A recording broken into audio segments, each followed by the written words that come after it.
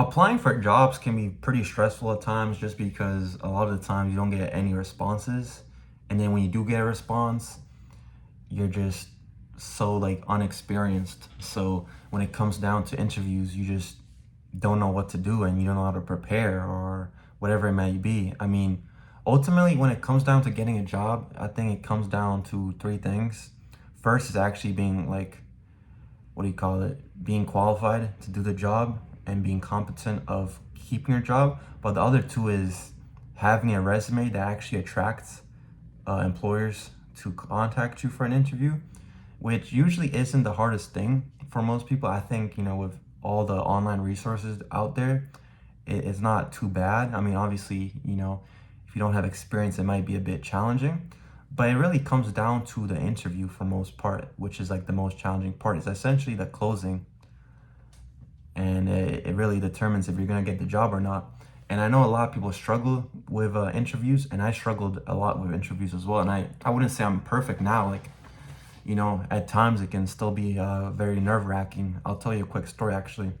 So this was probably like a few years ago when I was like younger, and this was basically my first ever job interview. I applied for McDonald's because I just needed a job badly, and McDonald's basically like accepts anyone.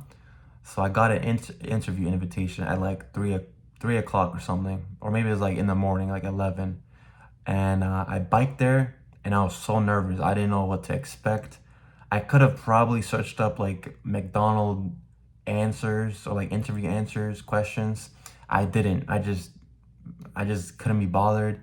So that's already like my fault. I wasn't prepared, I guess. And also, I knew that the questions weren't gonna be anything like crazy. Like they're probably just ask like, what is your biggest strength? What is your biggest weakness? Tell me a bit about yourself. Why do you think you deserve this role? Simple questions, but the point was I didn't prepare first of all, and then biking there, I was just very nervous. And I remember I placed my bike somewhere safe, and then I started walking to the location. And as I got closer, it just got worse. Like I was so anxious. And I even remembered that I opened the door, and at the time, I think it was a little bit busy, so there's people like in line. So I just sat down and I looked around, and I just couldn't bring myself to go to the cashier and say, "Hey, I'm here for an interview. Can you get the manager or something?" I just couldn't. So I just waited there. I sat there for like 5 minutes. That's a lot, maybe like 3 minutes at best. And I just wanted the person to come to me. And then I'm not even kidding. I just left. I left. I could not get myself to even approach the cashier. I was like afraid. I felt, I think it might be partly because of just McDonald's reputation.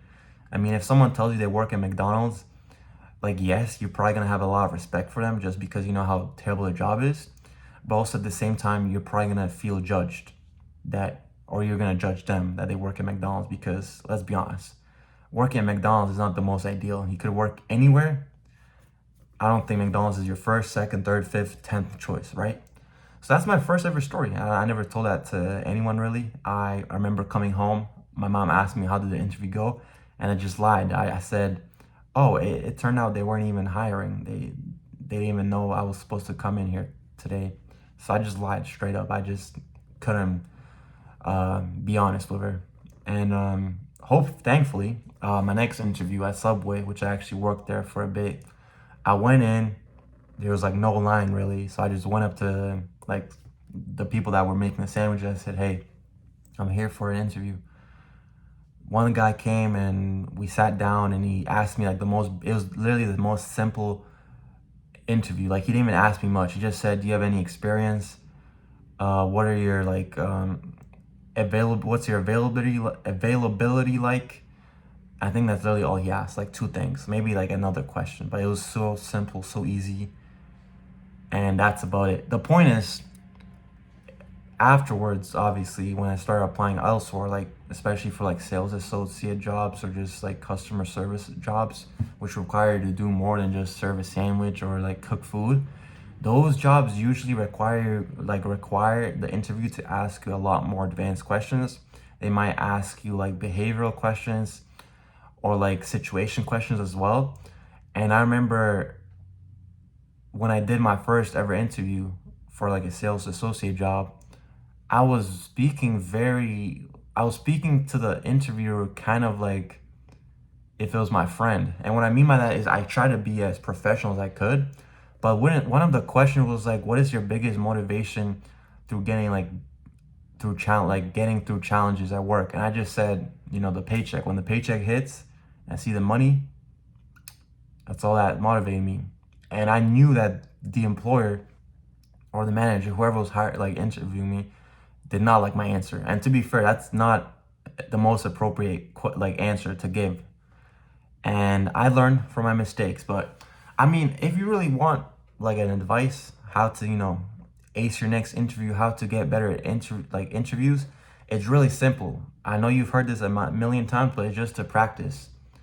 Like, I would genuinely recommend, especially if your resume is good enough that you can get like a lot of interviews, just go to all of them. Even if it's a phone interview, even if it's even if it's a job that you wouldn't even want to work at, just go there and do the interview. Like, there's nothing bad that can happen from it. Either they accept you and you move on, and then you can literally just ignore them or just say no thanks, or you don't even go through. Like, there's nothing wrong that can go with it. And that's what I've done a lot throughout the years. I've just applied for many jobs, and at the time I was desperate for a job, but some jobs that I applied for, if we're being honest, I could not actually work for them. Like, one job that I really wasn't a big fan of is like call centers. Those jobs are just not it. If you're able to work those jobs, especially for long hours, salute to you, but not for me. So I remember after my interview, I went on to the next like stage and like process, whatever you call it, and I just couldn't. I didn't move forward. Also happened to me with another job. Like, it was like a truck business, and they wanted me like a day after my interview, and I literally told them I had school that day. They wanted me to like drive for like 2 hours, like 1.5 to this location. I was like, nah, like, I'm not going this far every time I have to work here. And it was like a training shift too, so I wasn't even like guaranteed the job. But the point is really just practice. Like, obviously these are kind of the easiest examples to use, and some people might not even be able to get interviews to begin with. So if they do get an interview, it's not really the best advice to just suggest, hey man, just do your best, and then you'll do better next time. Because especially when you get to the professional stage, you might have less opportunities. Obviously fast food, retail jobs, you can always apply for and always get an interview, but you do get limited interviews with more professional jobs. So in that case, with the development and just how AI is going and everything, there are like literally sites I've seen on like my Instagram that they ask you questions specific to your like career field. So for instance, I'm doing like accounting and finance, so I could go there and just say I'm applying for like an accounting job or something. They would like form questions, and then they would ask me the question, and then I'd record myself to the AI saying my answer, and it would like give me back results like, you seemed unconfident, or here you could have given an example or two, or here your answer was too short, or here your answer was too long, you talked for too long. Like, it gives you so much analysis for free. So there's really no excuse. And as generic as it may sound, literally all you gotta do is practice. I feel like as especially if you're really young, just like apply everywhere. Most ideal is just get a job and just stay there. But even if you got a job, you can still apply for elsewhere and just do the interviews. Like, it doesn't really harm anyone. And don't forget, a lot of the times these companies, they're like hiring, but they're not even hiring. So they're wasting your time. Or a lot of the time you do the interview and they don't hire you. So that's wasting your time because you have to go to an interview. So if you go to the interview, and even if they wanted to hire you, but you don't want to get hired by them, it is what it is. Like, it's fair. It goes both ways. So that's really it for today's video. Just practice, practice, practice. As everyone basically says, practice makes better, practice makes perfect. So yeah.